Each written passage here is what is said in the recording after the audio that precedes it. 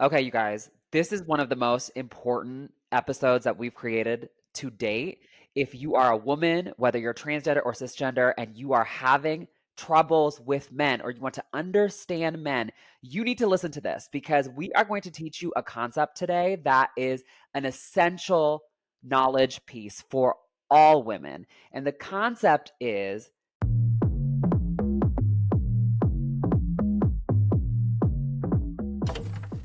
okay, you guys, this is one of the most important episodes that we've created to date.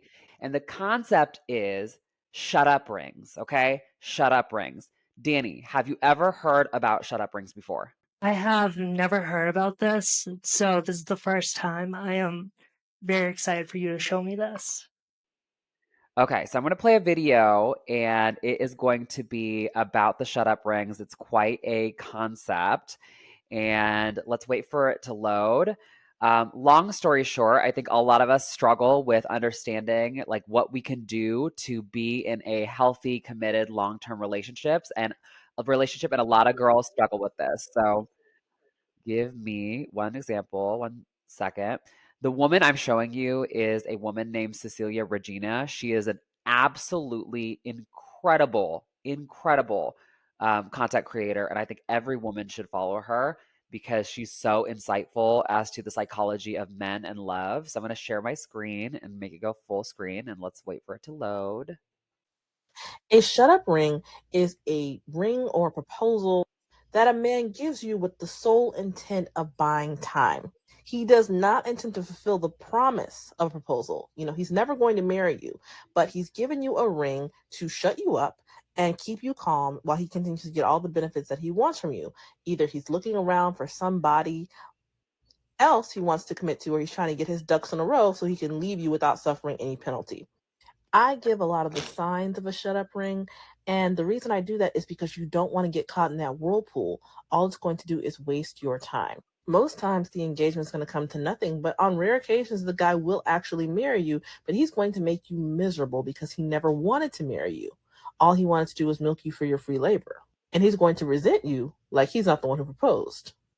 There are many telltale signs of a shut up ring. You can check the playlist below for a complete accounting, but overall, there's just going to be a holding pattern. You will never advance beyond the proposal. There are going to be no wedding plans made, no date set. He's not going to be moving any closer to melding your lives together. If you don't live together, he's not going to make any steps to move closer to you unless, he wants to sleep with you more often. When people ask when you all are getting married, he's going to say, oh, that's a long ways off. Oh, we haven't thought that far ahead yet. Oh, that's in the future. He's going to get irritated with you if you ask anything about the wedding. Most of the time, there was no ceremony. He got you a cheap ring or no ring at all. There's lots of talk about upgrading it in the future, which will never come. Overall, he'll just be moving like a single man, not a man who's ready to be married. So I encourage you, if you spot any of these signs, to look back over the totality of your relationship and figure out if this is a person you even want to be married to. Do not settle for less. There is someone who wants to be married to you and treat you very well, like a wealthy woman. I am so excited to talk about this. I cannot contain myself. A lot of you girls, especially if you're transgender, you might not even be in a relationship. You might be single. And so the concept that's analogous to the shut up ring is a placeholder relationship. And the concept behind both of these things is somebody is being with you out of convenience, not because you are the love of their lives, but because you are there and you give them one of the many benefits that's provided to men by women. So I'm going to list a few of them out. When a man lives with a woman, he has a free maid. If they have kids, a free nanny. He has a free secretary. He has a free masseuse. He has a free lady of the night. He has a free everything. Everything. If the man gets sick, he has a free hospice care worker. Women provide so much unpaid labor to men a lot of times without getting anything in return, especially in a society where women are starting to out earn men. All together to put up with all of that, to get cheating in the end or financial problems in the end, just not a lot of value back. So there's a lot of unpaid labor that women do to be with men, and men know this, and they utilize the women in their life, whether they're dating or getting married to really get all of those things for free until they can find something better. So I'm going to stop talking for a second. Dani, what thoughts were running through your head as you were watching that video? Holy shit, like, this was amazing. I'm so glad that you introduced this topic to me. A while back, we were talking about a Laverne Cox video that we watched about dating with intention. And I originally said that it's better to leave your options open when initially discussing what you're looking for with someone. And since then, just based off what I've experienced recently, I'm beginning to change my mind on that.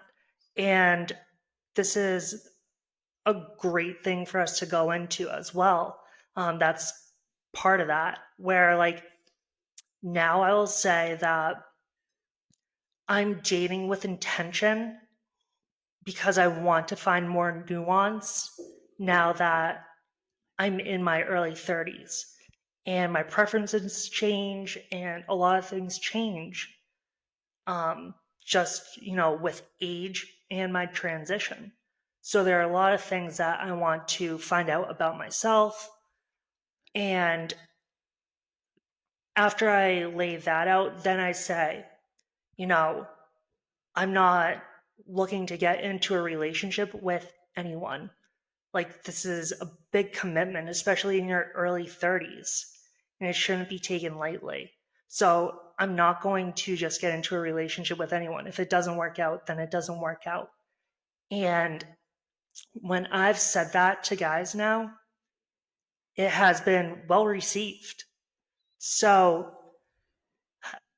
I've taken a more neutral stance because it's foots in or feet in both camps, right? With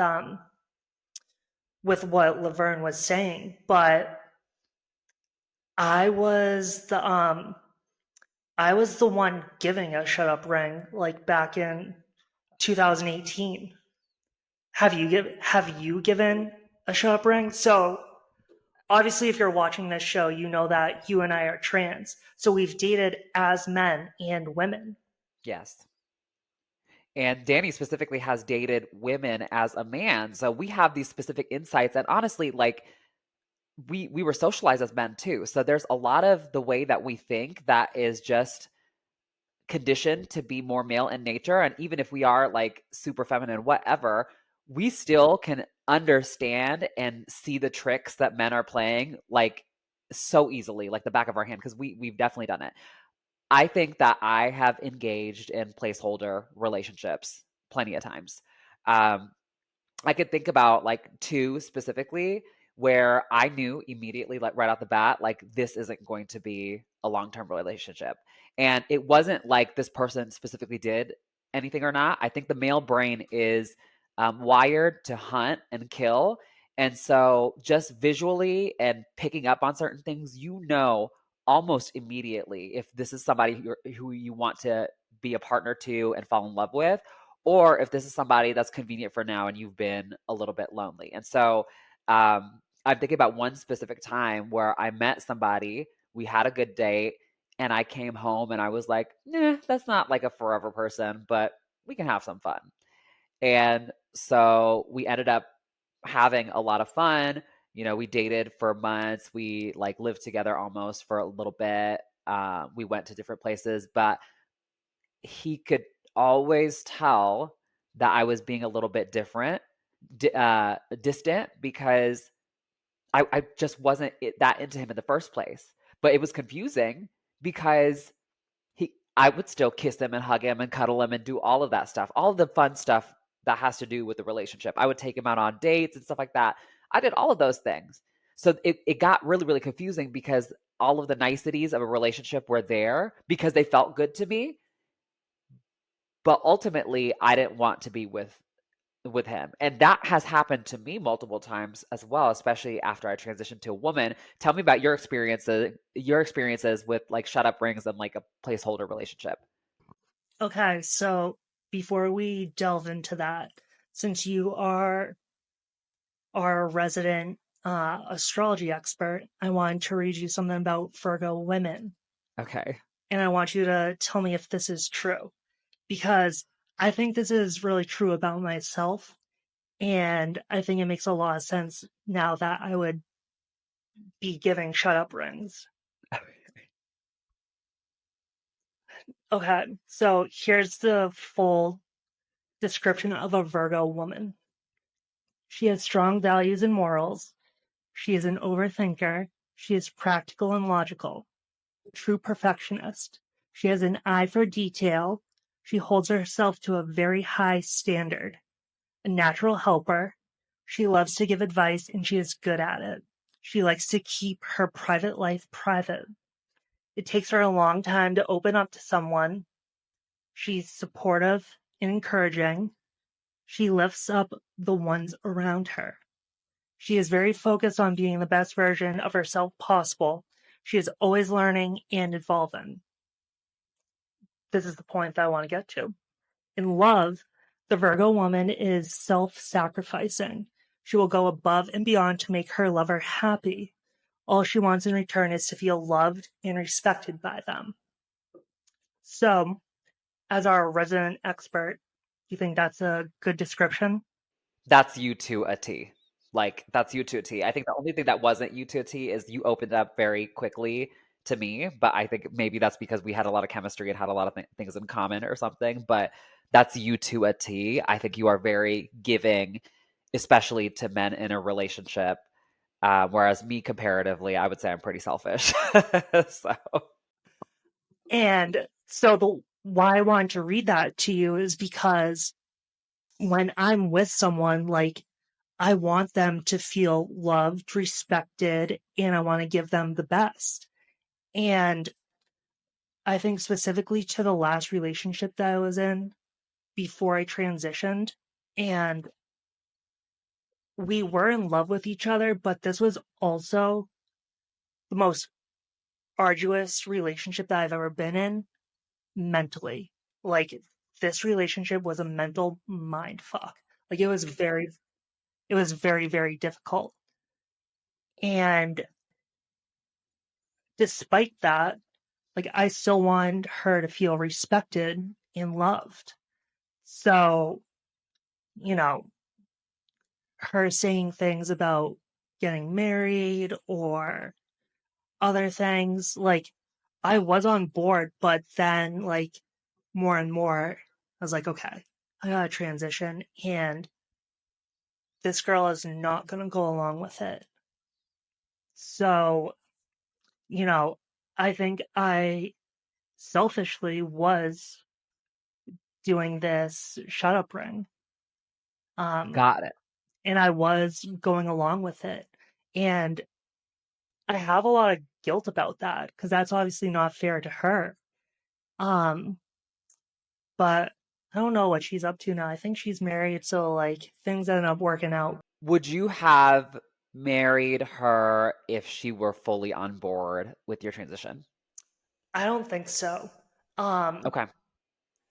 there was also a fight every week, and I can't do a fight every week. That's way too much. Like, no thanks, I'm good. Okay, that makes sense. Yeah, and so then that begs the question. So obviously, you let's take the transgender stuff out of it. Although that's something that comes up, and maybe men who are dating women have secrets or hangups. Like for example, I'm Bengali and Muslim, and so a lot of times, Bengali men and Indian men will date white women, black women, American women, and they'll be in love and string them along until it's time to get married, and then they won't get married because they don't want to date somebody outside of their race and religion. So I think being transgender is kind of like a secret hang up like that. That's people want to not disclose, but they kind of go along with the lovey-dovey stuff. And so I was wondering, like, during the time you were kind of like telling her or going along with it, um, like at what point in that process did you know for sure that none of it was going to come true? Was it like at the very beginning when you first started talking about it, you were like, no, that's not going to happen? Or was it towards the middle, or like, how did it feel? It was definitely towards the middle. Okay. So the reason I say that is because we were experiencing that honeymoon phase where you think that you're going to be able to overcome a lot of things. Yeah. But eventually, that honeymoon phase ends and the fights keep piling up and doubt starts to creep in your mind. And that simultaneously with wanting to not be a fucking coward anymore and finally transition, like that was a heavy mental burden. And that was something that I don't think she would have been able to take Yeah. mentally. So I think it was like it was a really difficult thing to do, but we ended up breaking up, and I think I was so disengaged at the end of that relationship. Like I wanted to break up, but she was the one who initiated it. Which that's how it always happens with men, right? Men do not leave relationships because there's so much convenience associated with them. It's usually women initiate a vast majority of divorces, and women initiate a vast majority of breakups. Guys will sit there and be insufferable until somebody breaks up with them. So it sounds like you did the same thing. Yeah, and now that I've transitioned, I think that dynamic has shifted where I I would say it's not my strongest quality, but I am able to lead much better compared to my previous state. Why do you think that is? Because I think that's quite fascinating. For me, I'm equally assertive, if not more assertive now, but I think it's because of my age, but I've always initiated all the breakups, and I don't have a lot of tolerance for people being in my space unless I'm absolutely crazy about them in any capacity. So why do you think that was for you? I think it's because I'm a lot more comfortable in who I am, Got it. and that gives me more confidence all around. Um, and I've been able to achieve a lot by putting out this roadmap and, like we talked about in a previous episode, having a bend but don't break mentality, and that has served me really well. So having that type of mentality and embodying it since transitioning, um, it's given me a lot of confidence in who I am and to take charge in what I want out of life. Okay. So when I was placing somebody in a placeholder relationship as a guy, they could tell that something was off the entire time, even though I was doing all of the things. And so this person had more of an anxious attachment style. And so he would test me in a million different ways. I would jump down his throat and be like, "You're doing too much. This is turning me off. I don't like this." And that's ultimately what, caused me to end the relationship. But the reality is he could tell that something was not right the entire time. And when the situation was reversed a few years later, I found this guy that I was absolutely crazy about. But again, there was just little things that were off where I could tell, and I would get insecure, and I would ask him all these questions and be like, "What, do you really like me?" or whatever. He would always be like, "Yo, no, no, no, I like you so much. I'm so crazy about you." Whatever. An example of that is that he would flake on plans last minute, which is an absolute pet peeve of mine. I do not like it in a social sense when people do that at all. So my question to you is, was that partner that you've been referring to, was she able to tell that you were giving her lip service when you're talking about marriage and, making her a placeholder? Before I tell a few examples, I'm the type of person who needs a double confirm. Like if we're making plans on a Monday for a Friday, like we need to double confirm Friday morning as Yeah. well. Uh, I hate flaking on plans. Pet peeve, big Yeah. pet peeve. Anyways, um, yeah, because the rhetoric changed where like I would say that like, oh, I'll help you pay down your student debt. And like, I mean, this is when I was really Bitcoin rich. And then I remember we were at Lolita on the deck one time. And I was like, yeah, you got this student debt that you need to take care of. And oof, Nalia, not a good rest of the night. Cause like, she was like, oh, like, this is, that was like one of the fights that like, all right, that was one of the final nails in the coffin. So hold on, go back. So basically, it sounds like you were kind of using that as a reason to push back. Like, can you tell me more about that? Because I didn't quite get it. So the way that she picked up on this being a placeholder in my mind was at the beginning of the relationship, I would say things like, oh yeah, we'll get a house together and like I'll help you pay your student debt and a lot of things that like oh could people in committed relationships would do. I don't think a lot of people would help pay down someone else's student debt, but like that's one of the things I said. And that rhetoric shifted with time. Got it. And she definitely picked up on that the way I was talking about these things. Okay. And then once he perceived it, that was a big fight, is what you were saying. Exactly.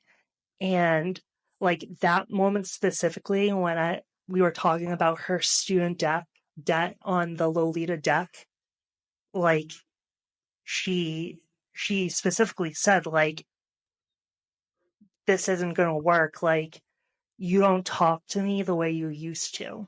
Ah, okay. Very interesting.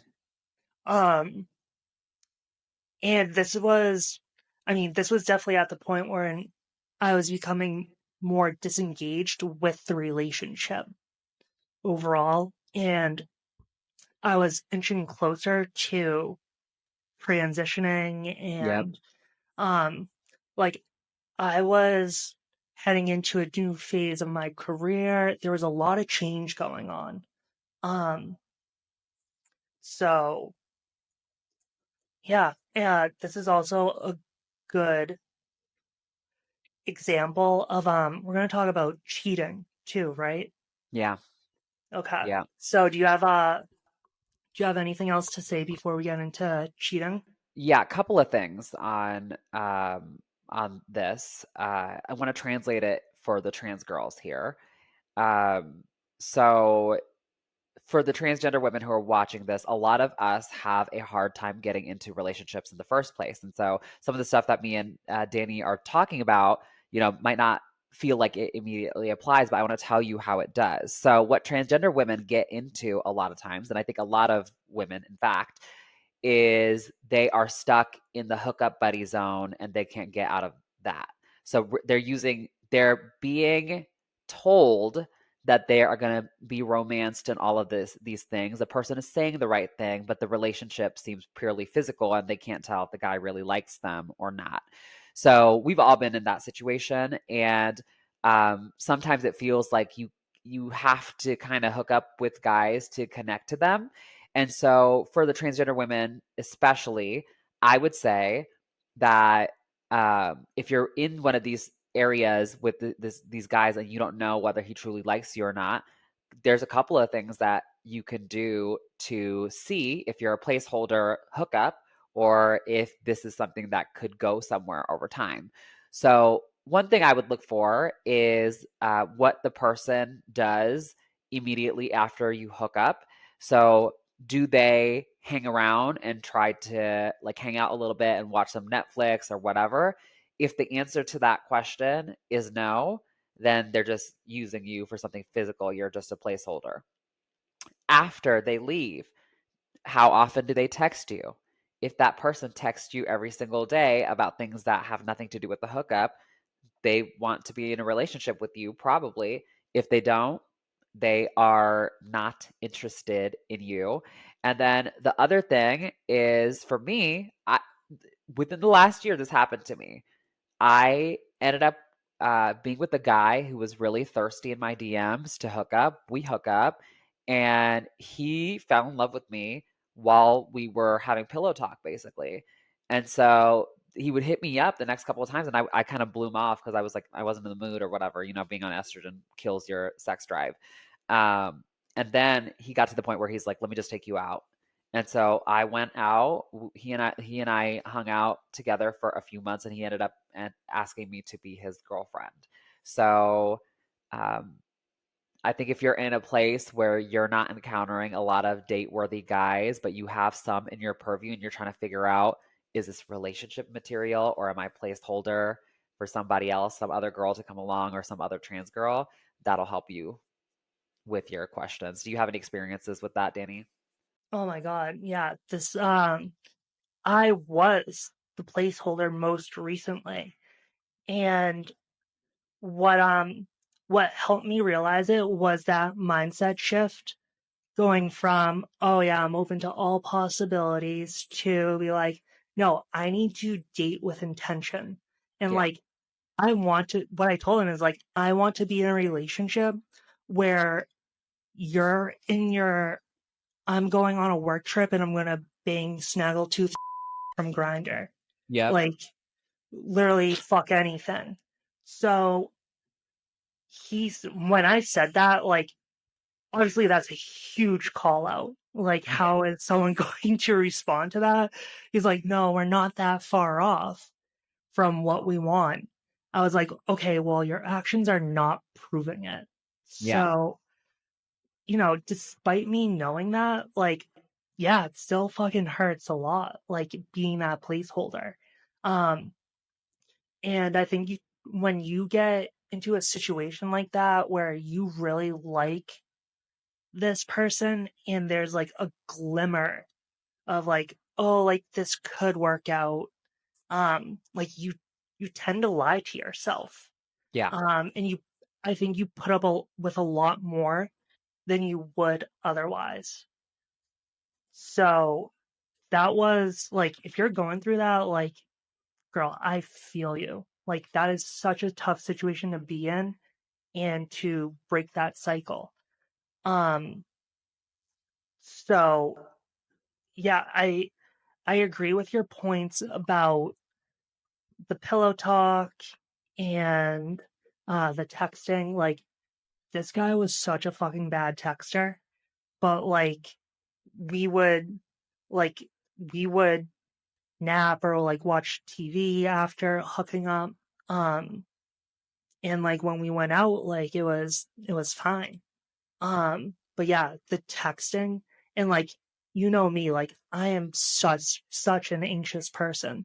Like that texting thing is big for me. Yeah. So um yeah, I don't know. That was, I think, the first time where like I realized in real time that like fuck, I'm the placeholder.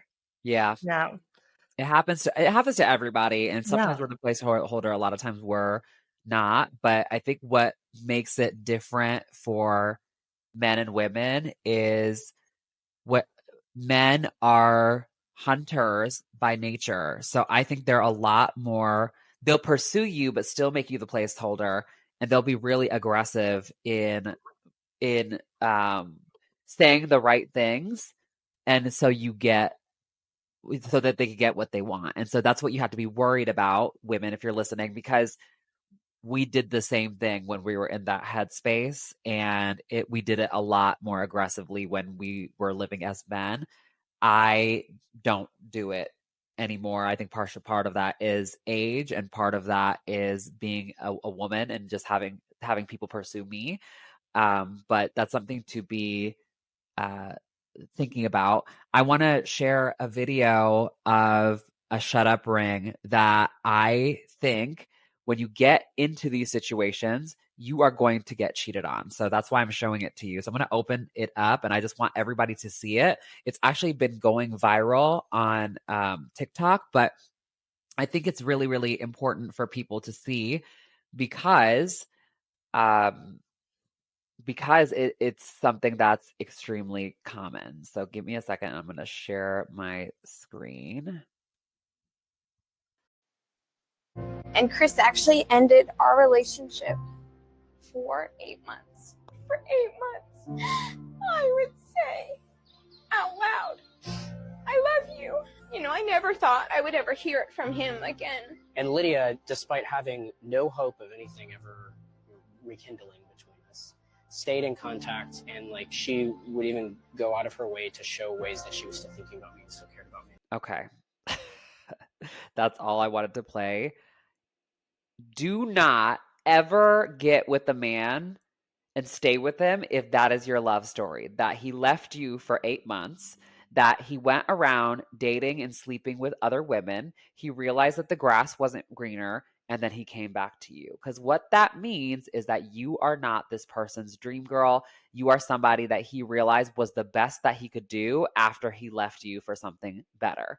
So for me, in my opinion, you get with a man like that, he is going to step out on you on in some capacity. The only man you should be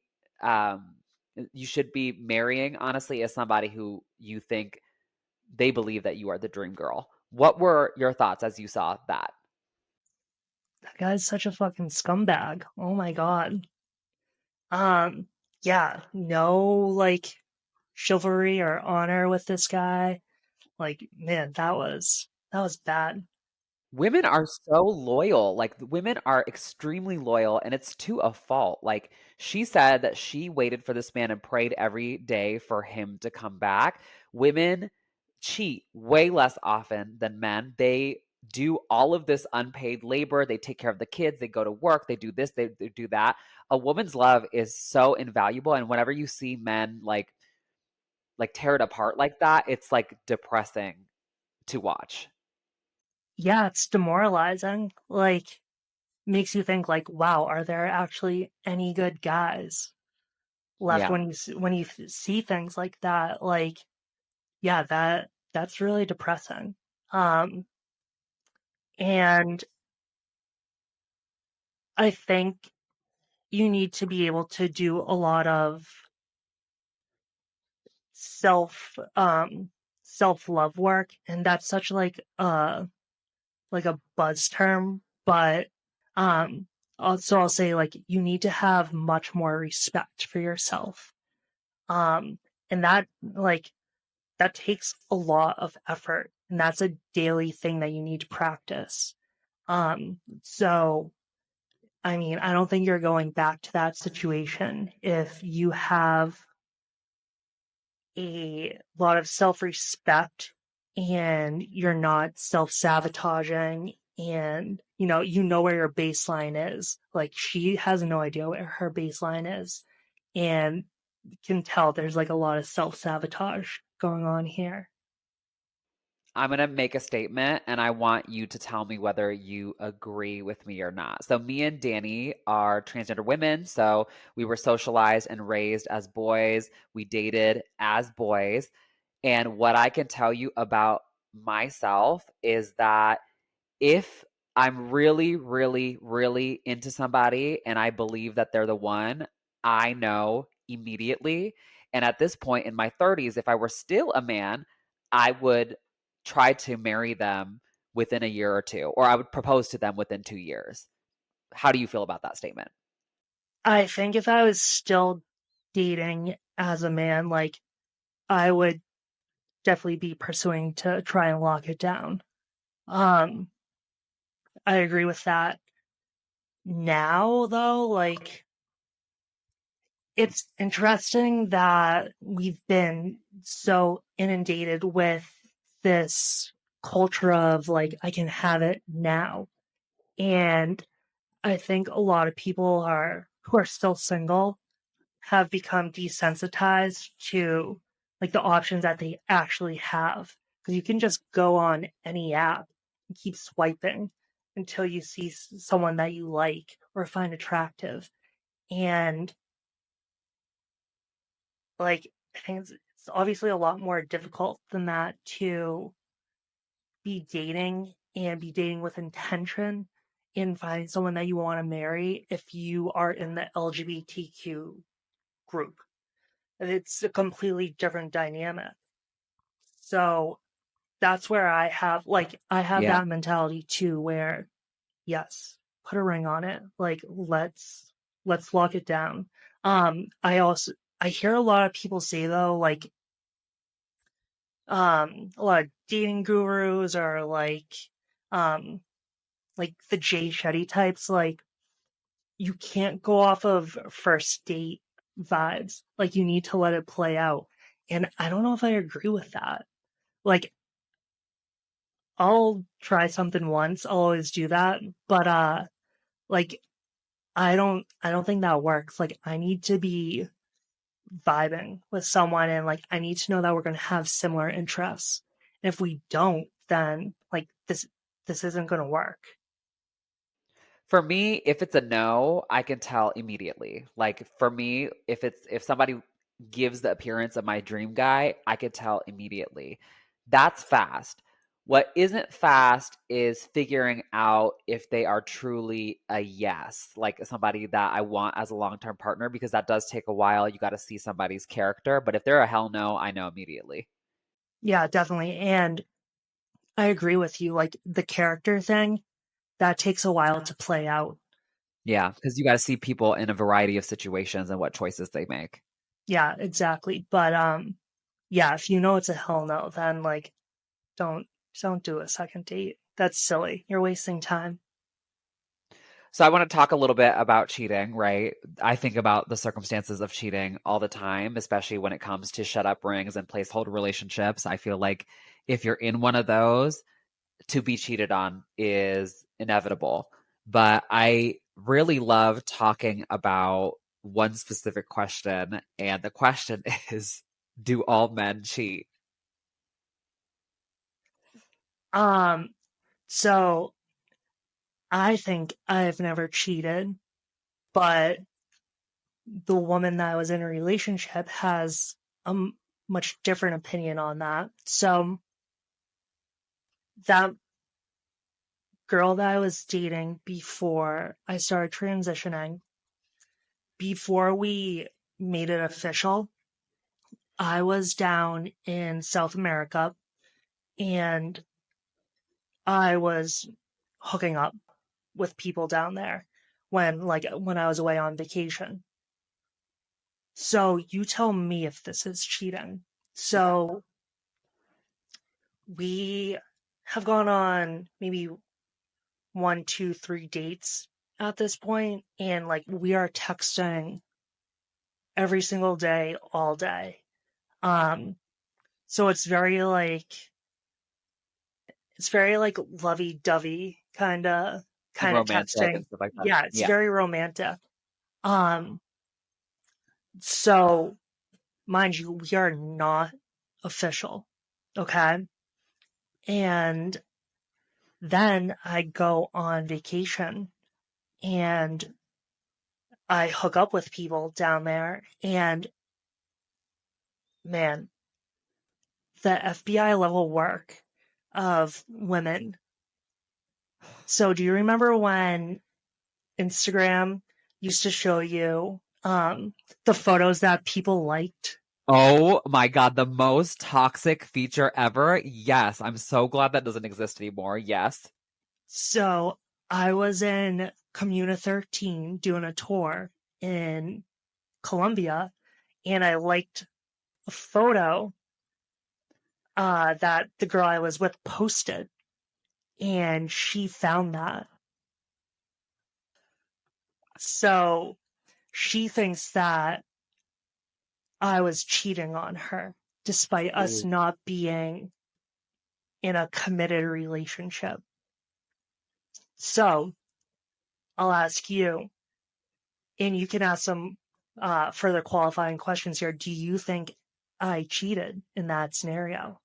No, and this is my man brain speaking, and I don't apologize for it. You can't breach a contract if a contract wasn't signed. Sorry. And do I think that you were an angel for having romantic attachments and going on multiple dates with her and still hooking up with a bunch of people. Not necessarily, but I wouldn't call you a bad person or an immoral person or anything like that. I think if I were in your shoes, I would be like, oh shit, I could tell this one's about to get serious. So I better get it all out the system. And ladies, that's how men think. They're like, oh, I like this one, but also you might have at that point had reservations about her. You didn't know her that well yet, right? It was like 3 dates and text. You could have found out on date 4, 5, or 6 that something was severely wrong with that woman, and it ended up being that was the case, and then you would have regretted not being with all those people, and it would have been a waste. So I do not think that's cheating. I would have done the same thing. I am somebody who is just like you. I've never cheated while I was in a relationship, and I do not believe all men cheat, but I think anybody could if the circumstances were right. And so the best thing to do is get yourself out of circumstances that'll get you in trouble. But I don't think you were in the wrong at all. Do you feel like you were in the wrong? I was definitely guilted into feeling like I was in the wrong. And there was a lot of manipulation behind that. And that's something that, like, I've had to work on, that trauma. But that was just something that was a cloud hanging over the relationship the entire time we were together. Would always be brought up. Really? Oh, interesting. I don't think that's fair. I think Not at all. yeah, okay. It's good to see that we're in agreement there, because it's like I didn't make the commitment yet, so I just did. And that kind of like anger, I think, is why conversations like this are really important, because I think a lot of women do not fundamentally understand how men's minds think when it comes to hookup stuff. Men are so much more casual when it comes to stuff. And I know for a fact that those hookups in Colombia didn't mean anything to you. And it was not disrespectful. It was not intended to be disrespectful or dismissive of that woman at all. But for somebody who's never been in the mind of a man, I can see why it would come off that way. So I get both sides, but yeah, my interpretation, I understand exactly the headspace that you were at, and I don't hold you accountable to it. And if we were dating right now, I would be like, okay, yeah, he went and got his before we got together. I get it. But now I got you locked down. So that was a confidence thing, and that was a, men versus women, Venus versus Mars, like we don't understand each other. That actually reminds me of something else that I think that women do not quite understand with men. And I want to get your take on it. Do you think it is cheating adjacent or wrong for a man to get off to porn while he is with a woman? I love that you asked this. I was about to bring this up because Oh, really? this girl said that it was cheating if I watched porn without her. No, that's insane. That comes off to me. See, I don't want to be dismissive. A lot of my girlfriends feel like that. That's a big problem for them. Really? Yes, more than some. It's not like everyone, but more than some. Like I've heard multiple of them. 2 girlfriends told me that they're like, he should not be watching porn without me, or at all.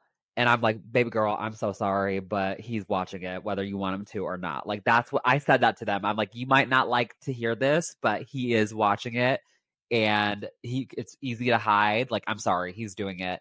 Another couple that came up as a problem, like when they were living together, which that I'm like, I could kind of see from a woman's standpoint, it's like, I'm in the other room. Why don't you just get with me? But sometimes, I mean, men like variety. And I think it is an innocent way to get access to that variety. I would watch it all the time when I was with people, but that didn't make me love my partners any less. Do you feel the same way? No, it did not make me love my partners any less. Here's an interesting question. If a guy is having sex with a woman, but he's thinking about a porn actress or someone else while having sex with that woman, is that cheating? No, You don't think so? I don't think so. And the reason why is because he's, it is honestly, we have too much access to too many people right now. And if you are attractive and you see other attractive people around, it's just natural to fantasize about it every once in a while. I think if it was happening every single time, that's a little bit of a problem and you really didn't have a connection with your spouse. But I don't know. I would play into it a little bit too. I would want to know necessarily, but I would wear different wigs and different outfits and stuff like that. Like, I don't find it to be a problem. I also don't want to ever know about it. If my partner is doing that, I don't want to know. But what about you? I definitely would not want to know about that. Like, I don't know, my feelings would be so hurt by that. But on the other hand, like, you can't think your next thought. Follow that? Like, if I say, or you can't control your next thought, Yeah. right? So, like, if I say, "Oh, there's an elephant in the room," what are you gonna think of? Yeah. 1,000%. You're going to think about an elephant. Right. So, like, I can see why, um, I can see why that isn't cheating because you can't control those thoughts. Like, they're going to arise, but that doesn't mean that feelings don't get hurt. So, Yeah. Yeah, I'm definitely a don't ask, don't tell type of thing because there's a little bit of a difference between what I think is okay, like philosophically, versus what I can handle emotionally. So, being a queer person, I found out, and I hang around a lot of gay men, 50 to 60% of gay relationships are open. Okay. Um, I think for all relationships that people report that are slightly open, I think for marriages, I think it's like 5%. So, queer people engage in open stuff pretty often. I'm not closed off to the idea of something being open eventually. There are some specific parameters, but I can be jealous. And so most of the stuff that my spouse or, relationship does, I wouldn't necessarily, I'm like, if you flirted with somebody, don't tell me. But, but also, if you did something or said something to somebody that you shouldn't have and somebody else knows, you better tell me first and you're going to get my wrath and I'm going to kick your ass. So although I think open relationships are good for some people, I don't know if they would work for me, and I don't know. There's a chasm there. How do you feel about that stuff? yeah, if that's your cup of tea, then definitely go for it. But for me personally, like, there's no way I could do that. Absolutely no way. I would constantly be thinking about, like, what they're doing, like, does he like her more than me? And, like, I don't know, like, I'm a selfish person, like, I want the attention, right? Yeah, And, yeah, like, I feel like I go above and beyond, with certain aspects of the relationship, like, more than what is required, and I want that to be reciprocated. And I don't think that can fully be the case if you're in an open relationship. yeah. I studied some stats about this. I think we all know that um, that marriage is something that fails at this point more often than it succeeds. And so the lesson from that is, I think, wait longer until you get married. I think your success rate increases dramatically once you marry after 30. So whether we did it by choice or not, shout out to me and Dani since we're both 32. But I read somewhere, and I don't know if this is like really good, strong research. I don't think it is, but I read somewhere, and it says on CNN that some research suggests that 92% of open marriages fail. And so when we're looking at this stuff from a philosophical standpoint, it's also very important to look at the data. And you can see that if your intention is to be in a 30-year long relationship or marriage, things are going to be rocky, boring, bad, tired, somewhere in the middle there at some point. And then if you have somebody else in your head thinking, like helping you think that the grass is greener, I could see why that would destroy a marriage, you know? So you guys, when we're thinking about this stuff, you guys, you know, we all have to be a little bit realistic. Yeah, that's a really interesting statistic. And I'm curious if they're counting marriages that started as open and relationships and marriages that picked up polyamory, like somewhere in the middle of the relationship. Like, I feel like that's a pretty important distinction to know about because you have me watching Insecure now on Yeah. HBO, and I'm in the second season, and one of the girls runs into a guy who is in an open marriage, and she starts to fall for him. And like they picked up the open relationship like further along into the marriage because they realized that being committed to one person isn't something that they could do and still Yeah, have I a remember successful that. marriage. So as of right now, like I can't picture myself like being in a scenario like that. Like I don't see that happening, but things change, right? So that's not my plan for 20 years from now, but I guess never say never. But yeah, that's not something that I think I could do.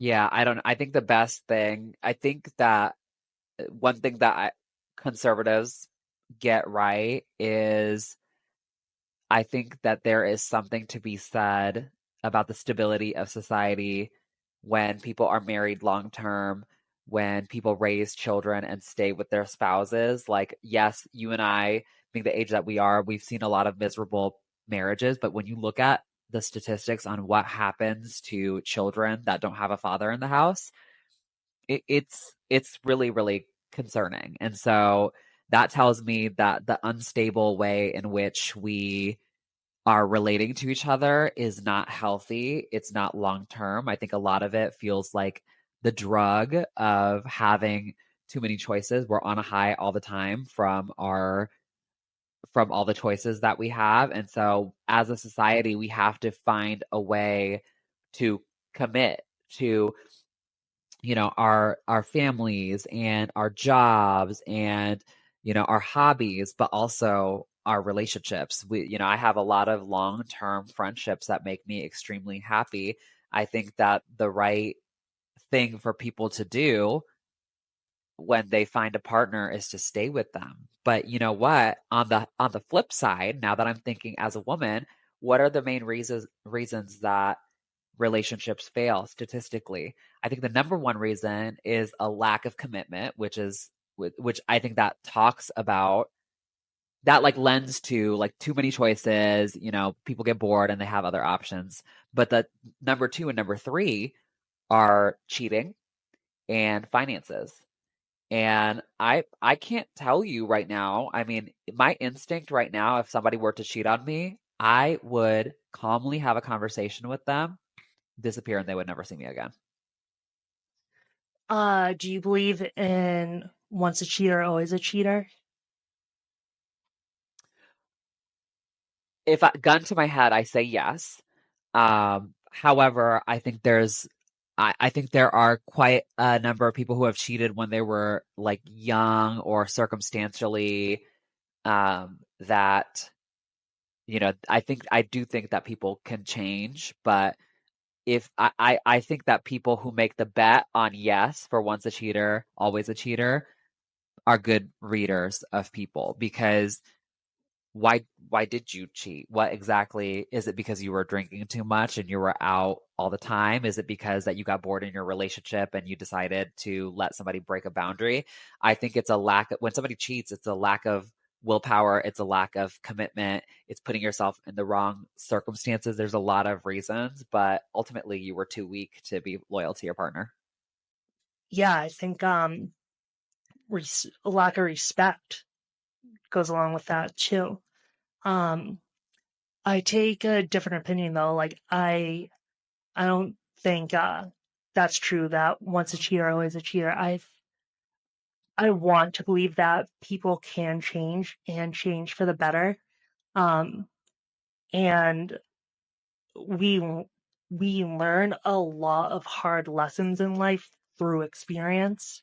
I think this is one of those things, like if you're the cheater, like if you actually have empathy about it and you're remorseful, like this is a lesson that you are going to learn from. Do I think a lot of cheaters actually learn from it? No. But like I do think it's possible. I would say you get grace if it happened one time. If it happened more than once, then I would be extremely wary. That's a huge red flag. Yeah. Yeah, I agree. I think if it happens more than once, then you better be very wary of that. And if it happens once, the advice that I would give to my girlfriends is, listen, if this guy has cheated in his past before, you can trust isn't I trust you in every circumstance, bar none. Trust is situational and it's categorical, right? It's based on people's past behavior. So in our relationship, Danny, there I've had to like not do our podcast, I think 2 times, right? So in your mind, if we could have a bunch of dates that we need to commit to, in the back of your mind you might be like, okay, I wonder if she's actually has the time to do this, or whatever. That's a totally like reasonable thing to feel. Versus if you text me, I'm going to text you back. That's a different behavior in a different lane, right? So you have to observe what people do and then trust them based on that. So my point is, if you're with a man, you might be able to always trust him to pick you up from the airport, to be a good partner, to be a good father. But if he's cheated in the past, then look at him with one eye open. Shira7, who is somebody I follow quite a bit online, and she's like the female Andrew Tate and just says crazy shit online. Somebody asked her, where can I find a man that doesn't cheat? And she said, the cemetery. So, you know what I mean? Like, so if you have somebody that has cheated in the past before, then I would keep an extra eye on them and make sure that they're always in circumstances where they're going to succeed. What comes with that trust, though, is communication. That's the bedrock of the things that are going to succeed with your relationship. Like you and I doing this podcast, like we have great communication, I would say. And like Yeah. that makes things like having to change a date where we film a lot easier.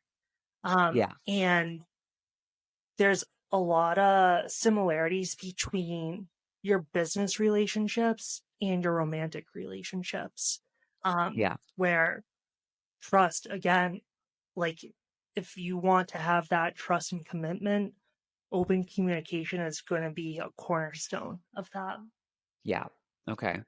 I love that. I want to kind of move on and let's talk about our questions of a week. I feel like we could talk about this subject forever. So I want to break it out into multiple pieces.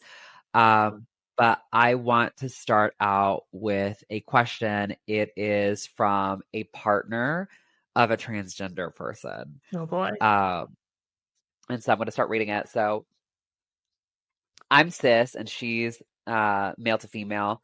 I think this is a man. We've been together for a year and she never was insecure about being trans, and it's not something that we talked about a lot. Then she asked me if I would rather be with a real girl.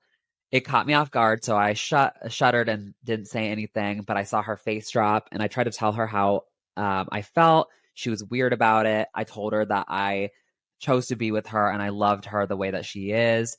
She then brought it up again twice and then asked me if I would rather her have bottom surgery. I told her I'm happy with herself. I could tell she got upset.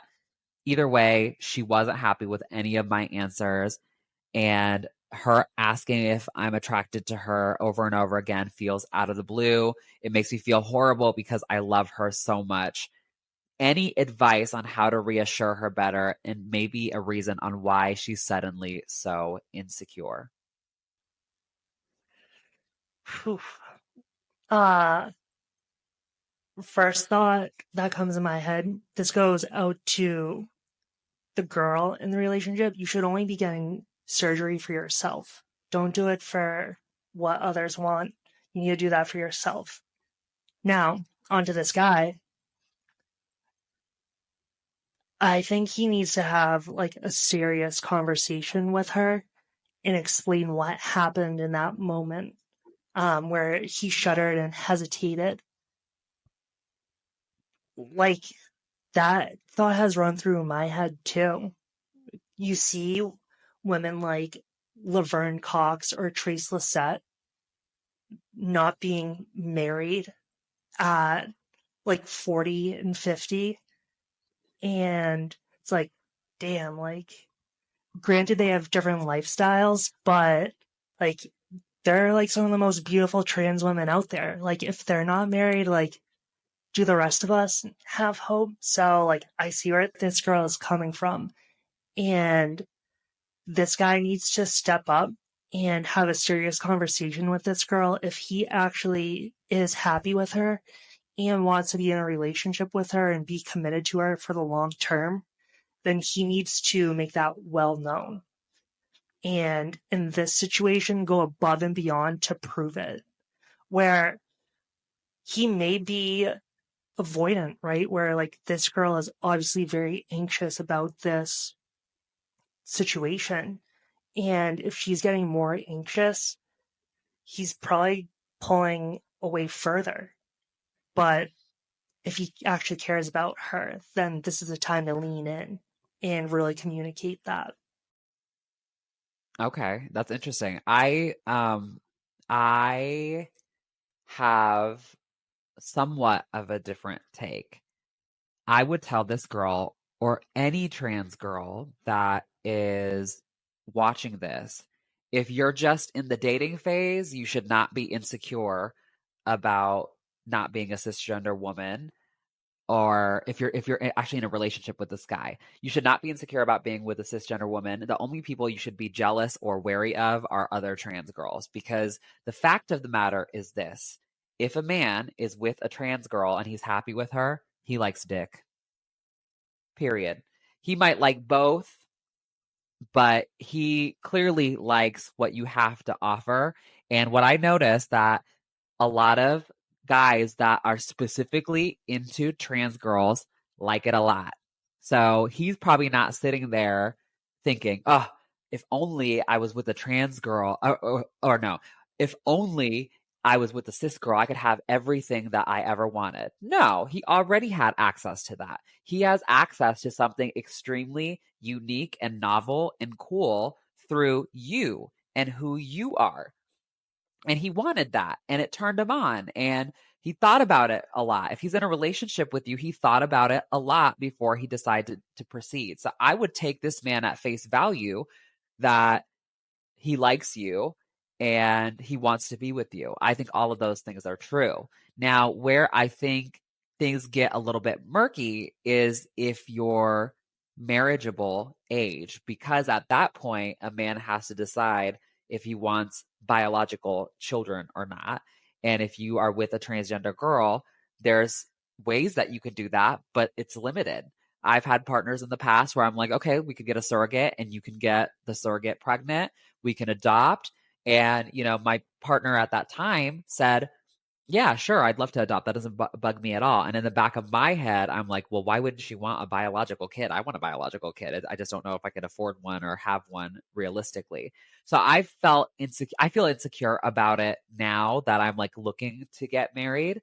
I feel insecure about it for the same reason that Dani says. We know a lot of beautiful older transgender women that are not married, and it makes me worried about what I want to experience because I want to get married and I want to have kids and all of that stuff. But in a fundamental, like, does this man like me and want to be with me level, the guy has to jump through a lot of hoops to openly be with a transgender girl. If he's done that for you, he either likes you a lot or he likes transgender women a lot. So be more confident in yourself would be my advice. She needs to figure out if this is a placeholder relationship. Yeah. Yeah. Bring a more attractive trans girl around him to see how he acts. That's what I would do to figure out. Because, I mean, if he likes what trans women have to offer, like, he's gonna like that for the rest of his life. Totally. So then it's great how all of our segments are tying in together. So, like, are you going to be in an open relationship with this guy, or No, fuck no, girl. Don't do that with this man. But yeah, he's, that's great. I have another question.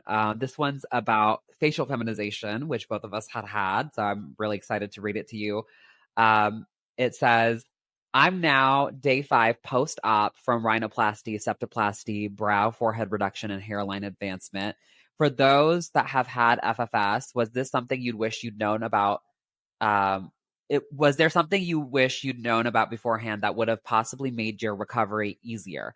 For me, I wish I had known just how scary it was to have my eyes swollen completely shut.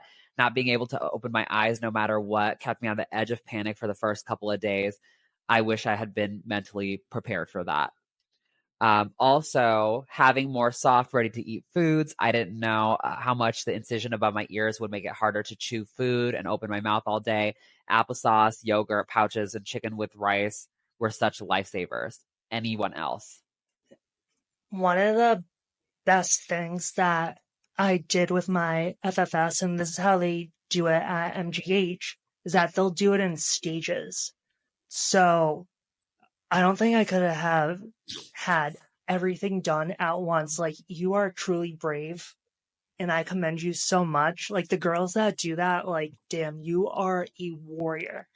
So we did it in sections. So I got hairline advancement, brow bone shave, orbital bone shave.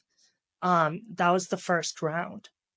And if I had to get like my chin shaved and like my Adam's apple shaved and my jaw shaved like all at the same time, like, man, that would have been brutal.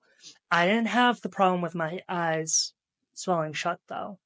So I don't know like what I got done differently, but I would say if your doctor offers it, to do it in stages. I think that's a lot better. Obviously, everyone's circumstance is going to be different and you may not be able to do that. Like, it's tough to take off work to do multiple surgeries. Like, I did a surgery, I was averaging every 6 weeks for the past year. So, like, that's a lot of time commitment, a lot of rides to the hospital. Yeah. So, like, I get it if you can't, but it has helped me with healing a lot faster, and just getting back to daily life. So that would be my number one recommendation. But like, I got mine in Boston, you got Okay. yours in cartel territory. Mexico. Yeah, specifically Guadalajara. And yeah, a couple of things on that. I'm glad I got it done all in one fair swoop. I think that for a lot of people who have anxiety, it's a good thing not to know too much. I think it can scare you out of doing it. I walked in like, I'm ready to go, let's go. And there were some things that I was like, oh, okay, so this is like harder than I thought. But for the most part, you know, it is what it is. I knew I was going to be down for 2 weeks. I knew I would have trouble eating for a week and a half. That sucked. I knew that I would like saunter over to places. I couldn't talk for days, but I'm one of those people that I introvert very hard. I'm a total couch potato, so I'll sit there and watch TV all day. You take your opiates, you watch, you go to sleep. I didn't have the worst possible time. It wasn't pleasant by any means, but I think there is such thing as knowing too much. I think the eye swelling shut is kind of a rare problem. I've actually never heard of that happening before you asked that question, but I think the doctors did a pretty good job of explaining what happens when you do it. You're down for 2 weeks. You can't eat for a few days. You might get some infections. Your face is swollen, and it takes months for you to get back. I think the thing people told me this, and it still fucked me up. So the biggest thing that I struggled with was actually mental. When I saw my nose for the first time, I almost started crying because it was bigger than it was before, and it completely changed how my face looked to me. And it didn't look like in a good way at first. I wrote my doctor a letter being pissed as fuck at him, only to go back and love my nose a few months later. So surgery depression is very real. And when you first get out of surgery, it's common for you to be shocked at the results because you're so bloated. The bruising did not bother me, but my nose being that big, I was just like shocked. And Dani talked about this in another podcast, or not last one, where she talked about how high her boobs were after she got the boobs done, but then they dropped and they looked natural within a year. So I think a lot of surgery is like that. You have to experience that surgery depression. So the more you can prepare yourself for that, the better. I was told, and I still was crazy about it. So maybe make sure you have therapist appointments while you were like for you right after you're done recovering or whatever. I can't stress this enough. Number one recommendation: go to therapy. Yeah, always. Dude, when I had things done in stages, I got my Adam's apple shaved in one surgery, went home the same day. I got home, I was literally eating steak like Oh, that night.